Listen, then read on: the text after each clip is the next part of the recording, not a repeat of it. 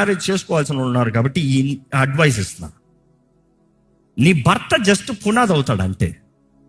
పునాది ఎప్పుడు బయటికి కనబడదు, పునాదికి పెద్ద విలువ ఉండదు, ఆ ఇళ్ళని బట్టి ఉంది. అదే దేవుడు నాకు చెప్తుంది, జ్ఞానవంతురాలు ఇల్లుని కడుతుంది, పునాదిని కట్టదు. పునాది భర్త.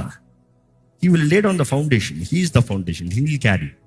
బట్ దెన్ గోడలు నీ చేతుల్లో ఉన్నాయి, కలర్ నీ చేతుల్లో ఉంది, స్థలము నీ చేతుల్లో ఉంది, అరేంజ్మెంట్ నీ చేతుల్లో ఉంది. ఇంకో మాటలు చెప్పాలంటే నీ కుటుంబం ఎలాగ ఉండాలో దాన్ని నీ చేతుల్లోనే ఉంది.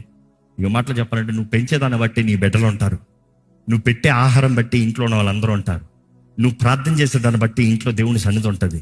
నీ విశ్వాసం, నీ విశ్వాస జీవితాన్ని నువ్వు దేవునితో సరిగా ఉంటే మాత్రమే నీ కుటుంబాలు అందరూ సరిగా ఉంటారు.